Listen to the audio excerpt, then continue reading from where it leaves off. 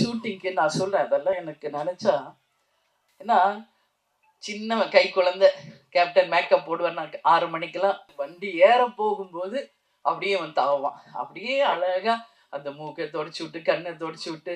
காலம் எல்லா காயங்களையும் மாற்றும். ஆனால் கேப்டன் என்ற வார்த்தையையும் அவர் வாழ்ந்த வாழ்க்கையையும் ஒருபோதும் ஆற்றாது. சோகம் தன்னை தாக்கி தரையில் விழச் செய்யும் போதும் மீண்டும் எழச் செய்யும் வலிமை இப்போதும் இவருக்கு உண்டு. மகன்களின் எதிர்காலம் நட்சத்திரங்கள் நிறைந்த வானத்தை காட்டும் ஒரு தாயின் புன்முறுவல் இங்கே. அழுவதற்கு ஒரு தோள்பட்டை தேடும் ஆண் மகன்களுக்கு வாத்தெடுத்த வைர கம்பிகளாக வலிமை ஊட்டும் மாணிக்க தாயாக பிரேமலதா. கண்ணியத்தையும் தன் கட்சியையும் சோர்வுறாமல் மீட்டெடுப்பவர். மனம் சுமக்கும் கண்ணீருடன் மகன்களின் வெற்றிக்காக காத்திருக்கும் தேமுதிக தலைவர் மதிப்பிற்குரிய பிரேமலதா விஜயகாந்த் அவர்களை பேச அழைத்து பெருமை கொள்கிறோம்.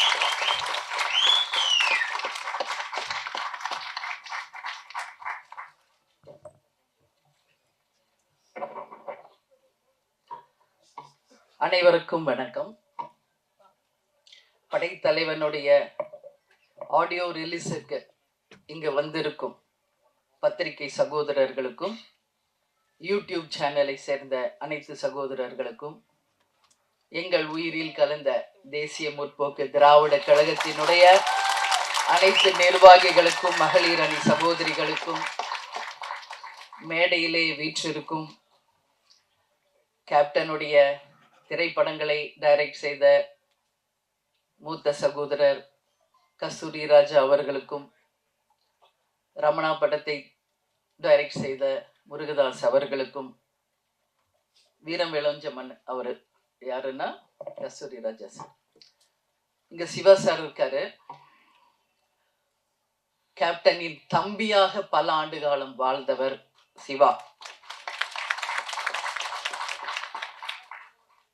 என்னுடைய அன்பு சகோதரர் சுதீஷ் அவர்களுக்கும், இந்த படைத்தலைவனில் யாரெல்லாம் உழைத்தீர்களோ அனைத்து ப்ரொடியூசர்ஸுக்கும், எஸ்பெஷலி கேமராமேன் அவர்களுக்கும், இந்த படத்தினுடைய ஹீரோயின் அவர்களுக்கும், அவரது தாயார் அவர்களுக்கும், இந்த படத்தினுடைய டைரக்டர் அன்பு அவர்களுக்கும், இந்த மேடையிலே வீற்றிருக்கும் என்னுடைய 2 புதல்வர்களுக்கும் கேப்டன் சார்பாகவும் உங்கள் அனைவரின் சார்பாகவும் என்னுடைய பணிவான வணக்கங்களை தெரிவிச்சுக்கிறேன்.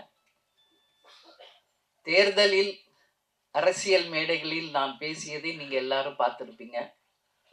சினிமா ஃபங்க்ஷன்ல, அதுவும் ஒரு ஆடியோ லான்ச்ல பேசுறது இதுதான் நான் ஃபர்ஸ்ட் டைம். சகாப்தம் படம் ரிலீஸ் ஆனப்போ கேப்டன் இருந்தாங்க. அப்போ என்னை பேச சொல்லி அழைச்சார். நான் சொன்னேன், இல்லை இது சினிமா, அதனால நீங்க மற்றவங்கெல்லாம் டெக்னீஷியன்ஸ்லாம் பேசட்டுங்க, நான் பேசல அப்படின்னு சொன்னேன். மேபி அது தப்போ அப்படின்னு நான் ஃபீல் பண்றேன். ஏன்னா கேப்டன் ஒரு அம்மாவா நீ அவனை ஸ்டேஜில் நீ வாழ்த்தணும் அப்படின்னு கேப்டன் சொன்னார். அன்னைக்கு சரி, சினிமா ஃபங்க்ஷன்ல நம்ம எதுக்கு பேசணும் அப்படின்னு நினைச்சேன். பட் நான் இன்னைக்கு சொல்றேன், சண்முக பாண்டியன் அம்மாவை மட்டும் கிடையாது, உங்கள் அன்பு சகோதரியாக கேப்டன் பெற்றெடுத்த சண்முக பாண்டியனை இனிமேல் உங்களிடம் நான் ஒப்படைக்கிறேன். பத்திரிகை நண்பர்களிடமும் தமிழக மக்களிடமும் நான் சினிமா துறையை சேர்ந்த அனைவரிடமும் அவரை நான் ஒப்படைக்கிறேன். எல்லாரும் பேசுவாங்க, நிறைய நான் பார்த்திருக்கேன். கேப்டன் கூட 33 வருஷம் வாழ்ந்திருக்கேன். கேப்டனை பத்தி பேசுறது இன்னைக்கு அவர் மறைவுக்கு பிறகு டெய்லி அத்தனை யூடியூப்ஸ்லயும் கேப்டனுடைய பழைய காலிய நினைவுகள், பேச்சுக்கள் எல்லாம் வரும் பொழுது கேப்டன் அப்படி பண்ணார், இப்படி பண்ணார், நிறைய விஷயங்கள் நான் பார்க்கிறேன். கேப்டனுடைய 2 புதல்வர்கள். கேப்டனுக்கு 2 தொழில், ஒண்ணு சினிமா, இன்னொன்னு அரசியல். கேப்டனும் நானும் இது அவங்க 2 பேரும் பிறந்த போதே முடிவெடுத்த ஒரு விஷயம். அப்பாவின் பாதையில், சிங்க பாதையில் விஜய் பிரபாகர் அவர்களும், யானை பாதையில் இளையவர் சண்முக பாண்டியன் அவர்களும் அவங்க அப்பாவுடைய கனவு லட்சியத்தை நிச்சயமாக வென்றெடுப்பார்கள் என்பதுல ஒரு அம்மாவை எனக்கு எந்த டவுட்டுமே கிடையாது. ஏன்னா கேப்டன் நானும் அவங்களை அப்படிதான் வளர்த்துருக்கோம். கேப்டன் சொல்லுவார், சொல்லி சொல்லி வளர்ப்பார். பிரபாவை வந்து அண்ணான்னு தான் சொல்லணும், தம்பி. அது மட்டும் என்னைக்கு கடைசி வரைக்கும் அவர் ஒத்துக்கல. அதையும் இன்னைக்கு வரைக்கும் சண்முகம் பண்ணி அதை கரெக்டாக கீப் அப் பண்றாரு. ஏன்னா அந்த பாண்டிங், அந்த ரெஸ்பெக்ட், அது இருந்தாதான் நம்ம வாழ்க்கையில ஒற்றுமையாக பல சாதனைகளை செய்ய முடியும் என்பதில் கேப்டன் உறுதியா இருந்தாரு. அதையே பிள்ளைகளுக்கும் நாங்கள் சொல்லி கொடுத்து அவங்கள வளர்த்துருக்கோம். நீங்க எல்லாரும் சொன்னீங்க, டவுன் டு எர்த்தா இருக்காங்க, அப்பா மாதிரியே உதவி செய்யறாங்க, எல்லாரோடையும் சகஜமா பழகுறாங்க அப்படின்னு. இன்னைக்கு இல்ல, இன்னும் எத்தனை ஆண்டு காலம் ஆனாலும் உச்ச நட்சத்திரமாக சண்முக பாண்டியன் அவர்கள் வந்தாலும் இன்னைக்கு எப்படி உங்க அத்தனை பேரிடமும் எளிமையோடும் உங்கள் அன்பு சகோதரர் போல டவுன் டு எர்த்தா இருக்காரோ அப்படிதான் இருப்பார். ஏன்னா சின்ன கை குழந்தை கேப்டன் மேக்கப் போடுவார். 6 மணிக்கெல்லாம் கேப்டன் கிளம்புவார். உங்களுக்கு எல்லாருக்கும் தெரியும். 9 o'clock வித் மேக்கப் ஷூட்டிங்ல இருக்கணும்னா 6 o'clock இறங்கி கீழே வந்துடும் எங்க ரூம் மேல. கை குழந்தை அவனை தூக்கிட்டு நானும் கீழே வந்துடுவேன். ஏன்னா அவருக்கு நான் டிஃபன் கொடுக்கணும், அவருக்கு வேண்டிய எல்லாம் செய்யணும்னு.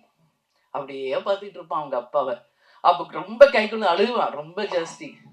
எதுக்கு இவன் அழுகுறான்? மூக்குல லைட்டா அப்புறம் ஒழுகும் அவருக்கு. கிளம்புவாரு ஷூட்டிங்க்கு. நான் சொல்றேன், அதெல்லாம் எனக்கு நினைச்சா எந்த சங்கோச்சமும் கிடையாது.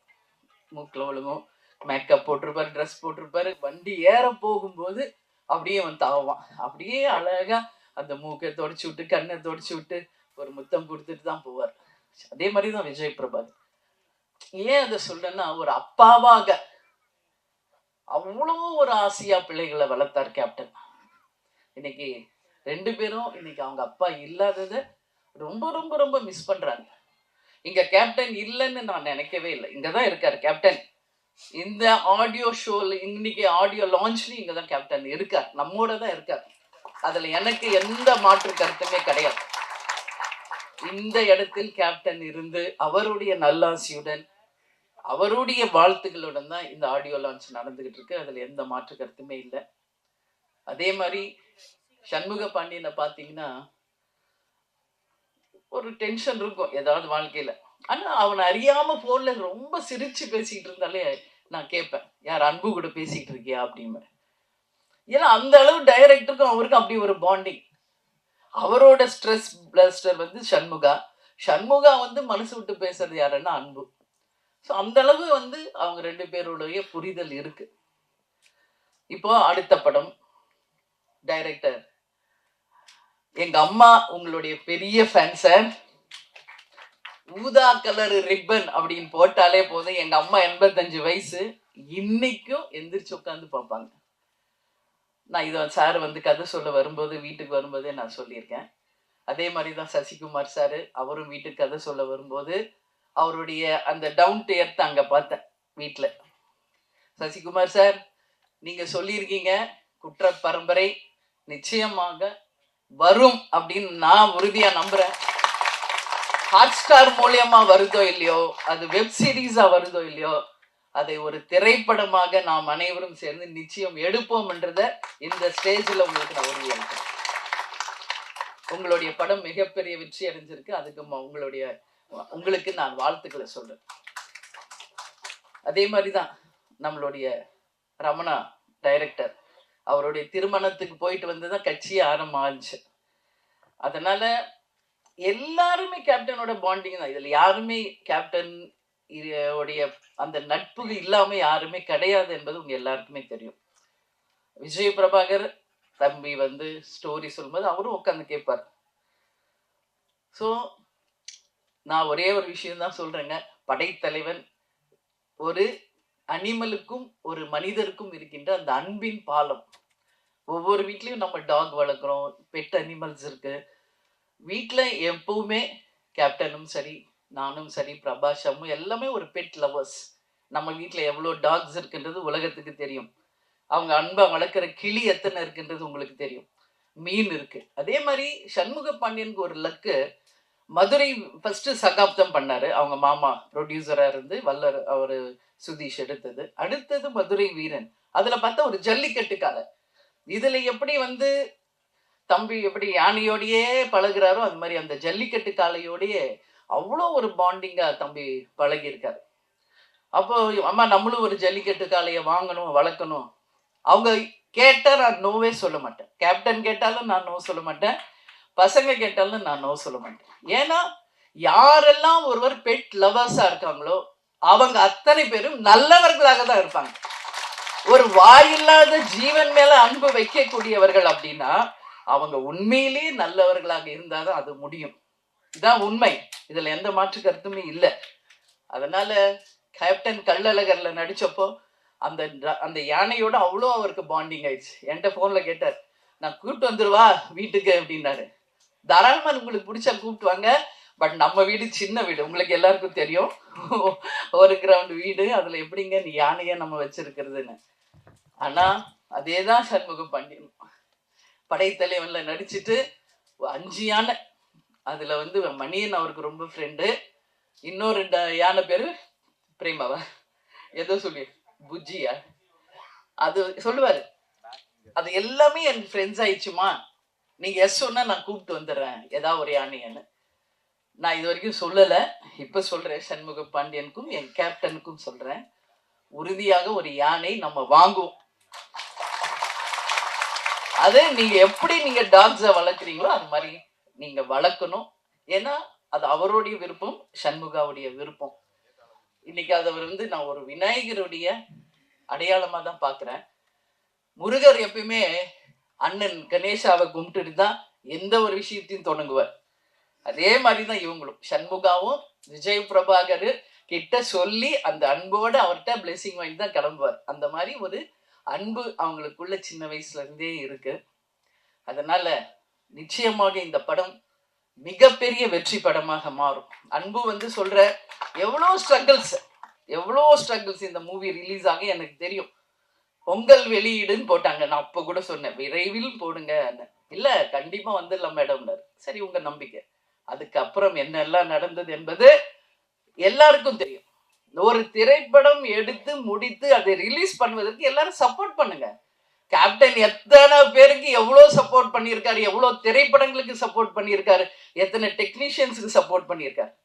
ஒரு படம் ரிலீஸ் ஆனதான் அதை நம்பி வாழ்கின்ற அத்தனை ஆயிரம் குடும்பங்கள் நல்லா இருக்கும். அதுல எந்த மாற்று கருத்துமே கிடையாது. சினிமா நல்லா இருந்தா அதை நம்பி இருக்கிற ஆயிரக்கணக்கான மக்கள் நல்லா இருப்பாங்க. அதுல நாங்க உறுதியா இருக்கோம். கேப்டன் கூடயே இருந்து சினிமானா என்ன என்பது நாங்க நல்லா உணர்ந்திருக்கோம். நிச்சயமாக கேப்டன் விட்டுட்டு சென்ற அந்த இடத்தை அரசியலில் விஜய் பிரபாகரும், சினிமா துறையில் சண்முக பாண்டியனும் கேப்டன் மாதிரி இருந்து நிச்சயமாக அனைவருக்கும் அதே மாதிரி இருப்பாங்க என்பதில் எந்த மாற்று கருத்தும் யாருக்கும் வேண்டாம். எனவே நிச்சயமாக இந்த படம் மிகப்பெரிய வெற்றி படமாக அமைய வேண்டும் என்று கேட்டுக்கொண்டு, கேப்டனுடைய ஆசீர்வாதத்தாலும் இங்கு வந்திருக்கின்ற அனைத்து நல்ல ஒழுங்கலினுடைய ஆசீர்வாதத்தோடும் படைத்தலைவன் மிகப்பெரிய ஒரு வெற்றி படமாக அமையணும் சொல்லி கேப்டனையும் கடவுளையும் நான் வேண்டிக்கிறேன். மீண்டும் மாபெரும் ஒரு வெற்றி விழாவில் உங்களை சந்திப்பேன் என்று கூறி உங்களிடமிருந்து விடைபெறுகிறேன். நன்றி, வணக்கம். நன்றி மேம். இந்த படைத்தலைவன் மேடையில் பல சந்தோஷமான நிகழ்வுகளை